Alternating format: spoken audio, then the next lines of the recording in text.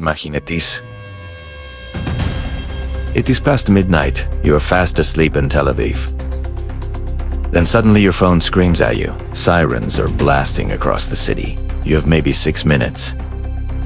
6 minutes to grab your family, run to a shelter, and pray that the missile heading toward your city gets stopped in the sky above you. That is not a movie scene. That is what happened in Israel not once, not twice, but multiple times in a single day on March 4th, those 1026.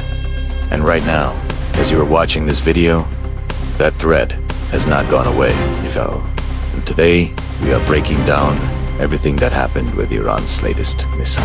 Barrages on Israel, the live interceptions, the damage on the ground, what Israel's defense systems are really capable of under this kind of pressure. If you want to stay informed on the biggest geopolitical events shaping our world right now, hit that like button and subscribe to Financial Reality Official right now, because this story is moving fast, and you do not want to miss a single update. Let us start with the big picture, so you understand exactly what we are dealing with here. This conflict did not come out of nowhere.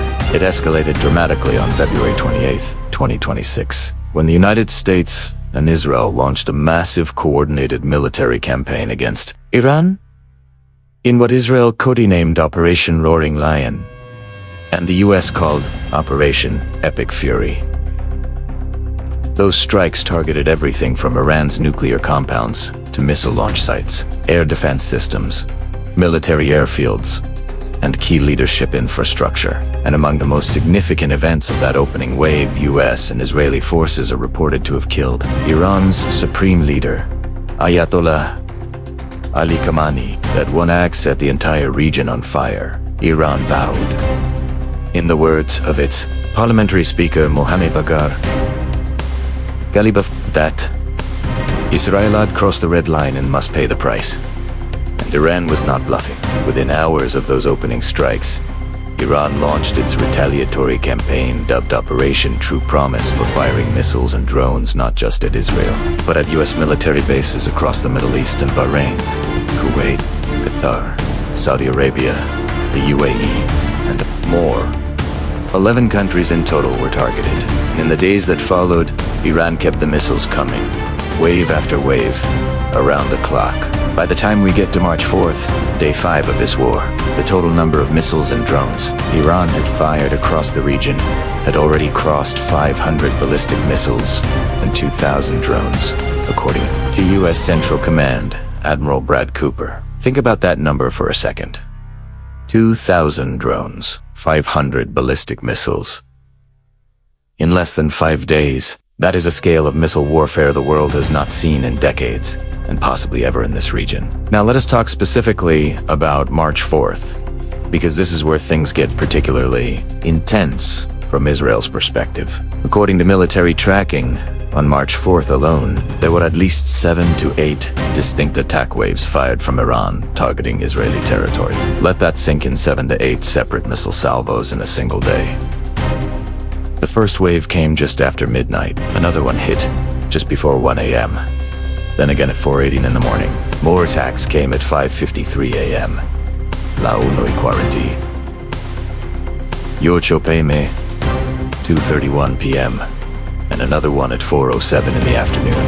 Israelis were essentially living in a cycle of shelter alerts all day long, and 2 of these attack waves were especially alarming because they were simultaneous launches, missiles coming from Iran itself and from Lebanon, coordinated to arrive at around the same time, making defense much harder.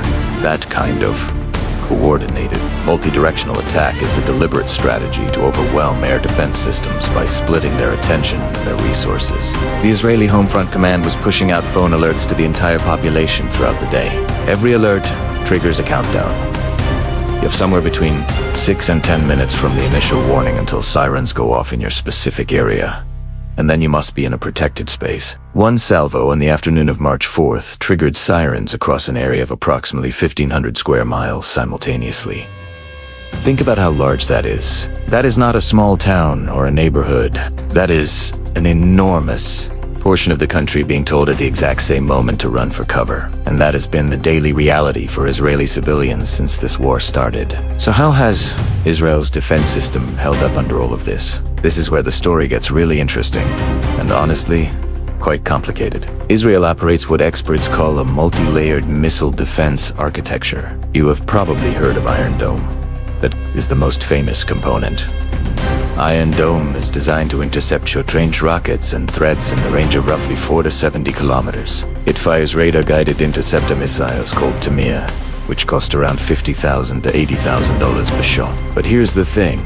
Iron Dome was originally built to handle Hamas, rockets from Gaza.